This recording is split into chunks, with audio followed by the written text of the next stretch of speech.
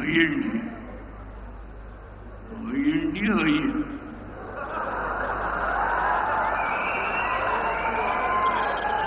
ದೇವೇಗೌಡರು ಈ 91ನೇ ವಯಸ್ಸಿನಲ್ಲಿ ಭಾರತೀಯ ಜನತಾ ಪಾರ್ಟಿ ಹೋಗಿದ್ದಾರೆ.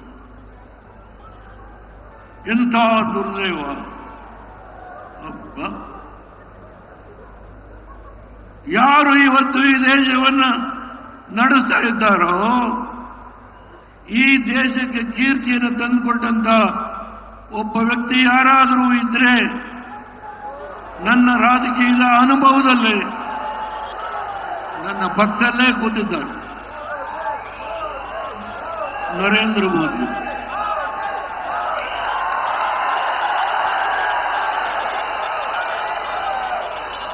ನನಗೆ ತಲೆಯಲ್ಲಿ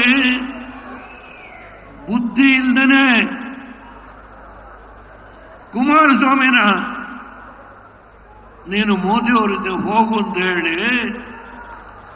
ಹೇಳಲಿಕ್ಕೆ ಈ ತಲೆಯಲ್ಲಿ ಬುದ್ಧಿ ಇಲ್ಲದೆ ಹೇಳಲಿಲ್ಲ. ಈ ರಾಜ್ಯವನ್ನ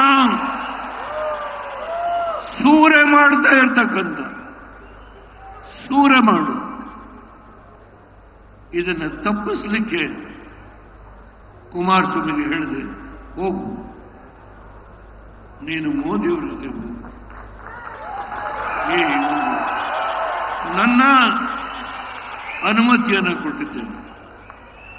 ಇಲ್ಲ ಪಕ್ಕದಲ್ಲಿ ಯದುವೀರವರು ಕೊಂಡಿದ್ದಾರೆ, ಮಹಾನುಭಾವ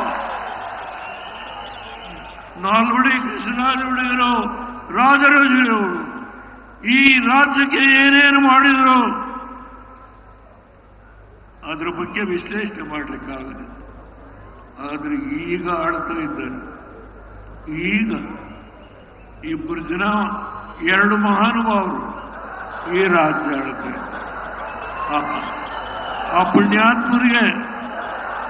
ಪುಣ್ಯಾತ್ಮರಿಗೆ ನಮೋ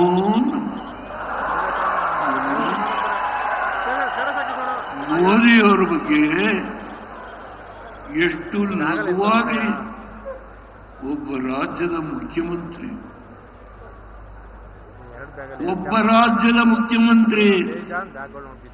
ಕೇವಲ 6 ಕೋಟಿಯ ಜನತೆಯ ಮುಖ್ಯಮಂತ್ರಿ, 150 ಕೋಟಿಯ ಜನತೆಯ ಈ ಒಬ್ಬ ಪ್ರಧಾನಮಂತ್ರಿಯ ಬಗ್ಗೆ ಒಬ್ಬ ಮುಖ್ಯಮಂತ್ರಿ.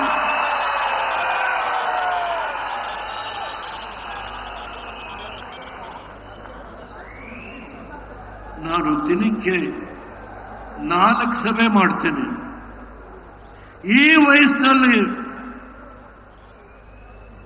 3 ಜೆಡಿಎಸ್ಗೆ ಸೀಟ್ ಅಲ್ಲ, ನನಗೆ 28 ಸೀಟು.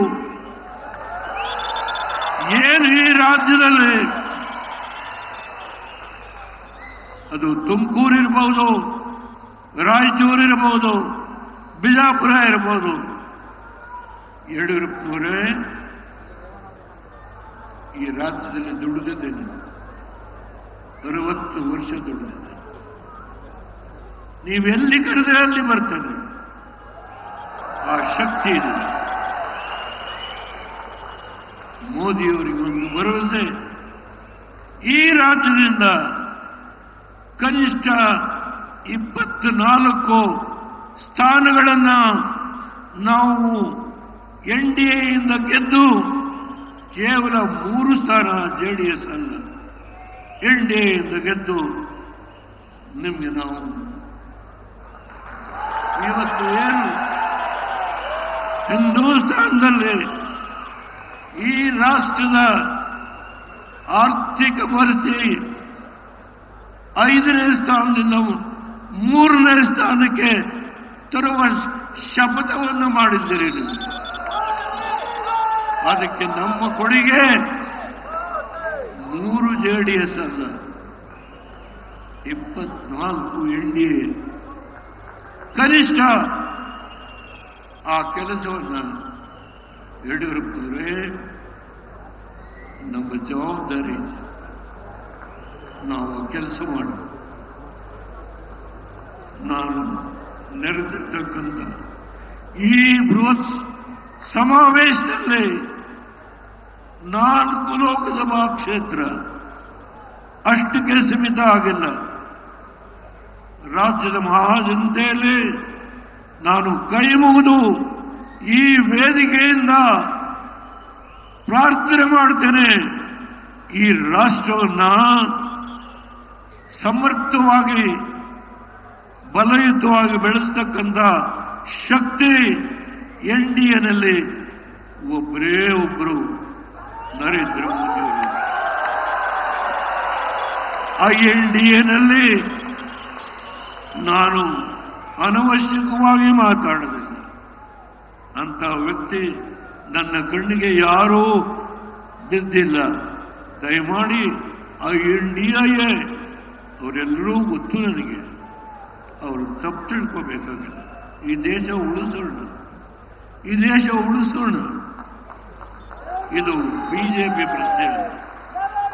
ಎನ್ಡಿಎ ಪ್ರಧಾನಮಂತ್ರಿ 3ನೇ ಬಾರಿಗೆ ಅವರ ಕನಸು 400 ಸ್ಥಾನಗಳನ್ನು ಏನು ಗಳಿಸಬೇಕು ಅಂತ ಇದ್ದಾರೆ. ಅದಕ್ಕೆ ನಾವು ಕನಿಷ್ಠ 24 ಸ್ಥಾನಗಳನ್ನು ಕೊಟ್ಟು ನಮ್ಮ ಕೊಡುಗೆ, ಕರ್ನಾಟಕದ ಮಹಾಜನತೆಯ ಕೊಡುಗೆ ನಾವು ಕೊಟ್ಟಿದ್ದೇವೆ.